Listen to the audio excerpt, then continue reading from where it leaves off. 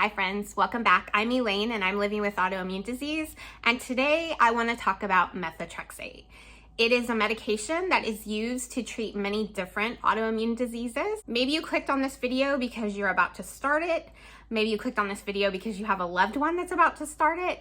Or maybe you already take methotrexate and you just want to see what my thoughts are on it. This is totally my experience. I have no medical training or background. My only medical training or background is being a patient. So what I'm about to tell you about methotrexate, totally my experience, and you should always talk to your doctor about your own therapy and your own journey. My journey with methotrexate started approximately about 13 years ago when I was first diagnosed with rheumatoid arthritis. I began taking methotrexate for rheumatoid arthritis, and it was the very first drug that I was given and treated with. I started on the pill form of the medication. I like to always call methotrexate canary pills. If you have never seen methotrexate, they're these cute little yellow pills that look like canaries to me. Actually, I want to show you. So if you can see, they're these cute little canary pills. Now, you've probably heard a lot of things about methotrexate, both good and bad, right? In the autoimmune disease world, you are going to hear people either tell you that this drug has given back their life to them or that they had horrible side effects. So let's start with some of the things about methotrexate. You've probably heard it's a chemotherapy drug, which, given in higher doses, it is actually a chemotherapy drug used to treat cancer. An autoimmune disease patient will take this medication in a lower dose. An autoimmune disease dosage for methotrexate will be anywhere from as low as 5 milligrams a week to 25 milligrams a week. Obviously, that is a huge dosage difference. And so the side effects for each person vary depending on your dosage. A lot of people will start out at a lower dose. Your rheumatologist will probably strike that, reverse it. Whoever is prescribing this medication, for some of you, it may be your gastroenterologist. For some of you, it could be your dermatologist. For me, it's my rheumatologist. Your specialist is going to start you at a lower milligram. So when you start this medication, you'll probably start anywhere from 5 to 12 milligrams a week. And then as you continue to take the medication, your dosage will increase. The reason why they do this is so that side effects can kind of work out as you gradually increase. It's easier for your body to get adjusted to things if you start at a lower dosage. For me, my starting dosage was 12 milligrams a week. That is where I started, and it's not where I ended up. I have taken higher doses. We somewhere settled in around 20 milligrams a week. And you're gonna hear about a lot of side effects of this medication. If you talk to others or in online support groups, you are going to hear everything from gastrointestinal problems to hair loss to liver problems, and the list goes on and on. Now, I want you to remember that everybody's journey is different. Everybody's body responds to medication differently. Just because one person has a problem with hair loss, gastrointestinal problems, or liver problems, it doesn't mean that you're going to encounter that in your own journey. I did encounter some side effects, and I'll share those with you. So I want to be completely transparent and upfront. To combat the side effects, your specialist is going to prescribe folic acid for you to take along with your methotrexate. Now, when I say along with, I don't mean to take it with it together. Some specialists will have you hold your folic acid the day that you're taking methotrexate, which will be only once a week.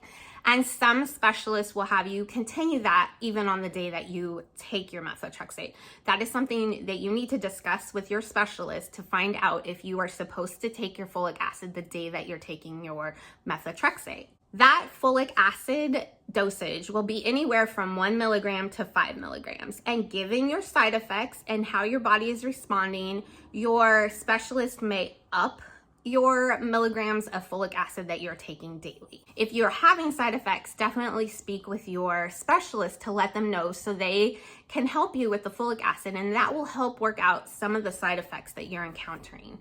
There's also another drug called leucovorin. Now, I'm not a medical specialist, so don't hold me to that. I might be mispronouncing this, but a lot of specialists will know about that as well. That's a drug you'll take anywhere from 6 hours to a day after you have taken your methotrexate.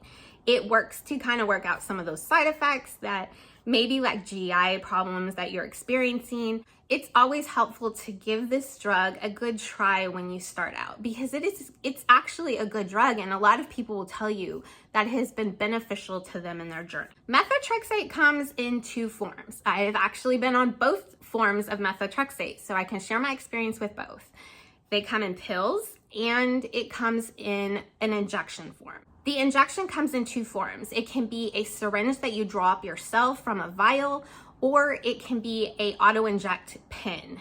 And those are actually put on the market as a name brand drug. Why does methotrexate come in 2 forms? Why does it come as a pill and come as an injection? The GI side effects, let's talk a little bit about those. It can look anywhere from upset stomach, acid reflux, nausea, vomiting, diarrhea. Okay, so it doesn't happen to everyone, and actually I only had one of those side effects. A specialist will prescribe methotrexate in injection form if you're having problems with gastrointestinal issues.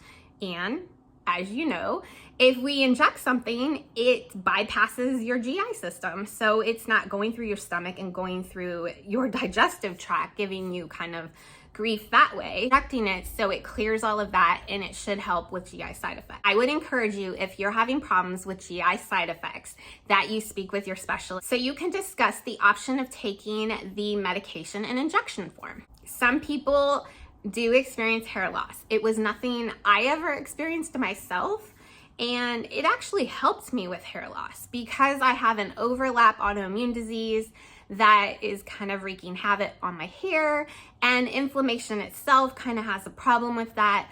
I found taking methotrexate actually helped my hair stay in and look a little healthier. What's the best time to take methotrexate?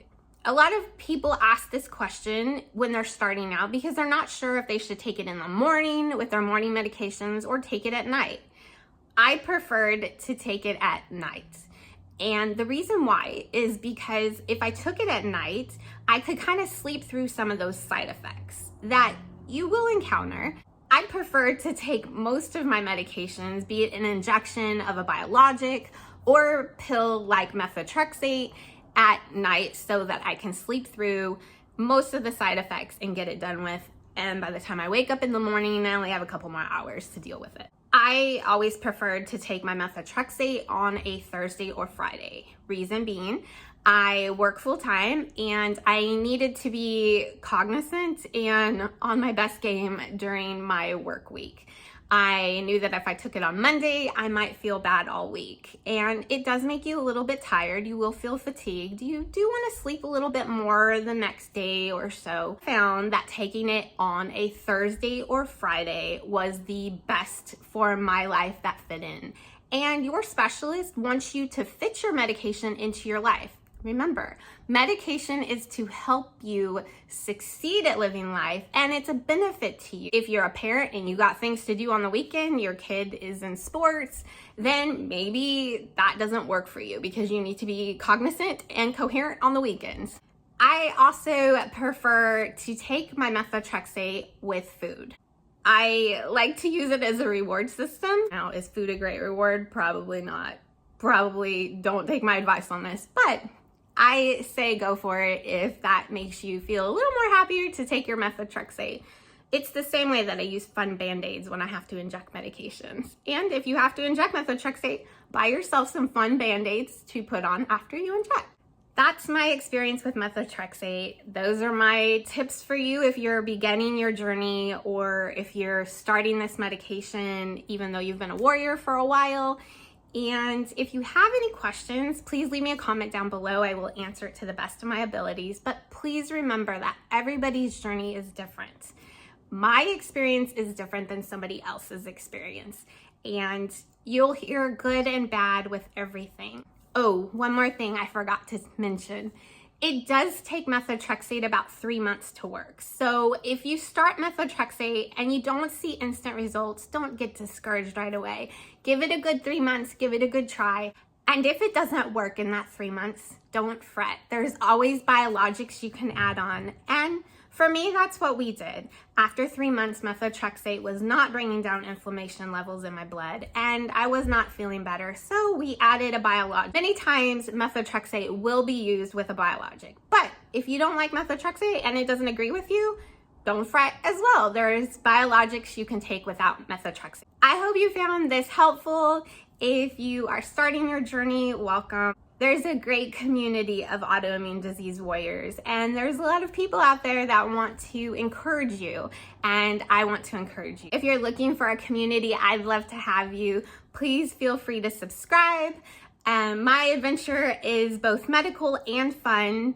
I have autoimmune disease, obviously.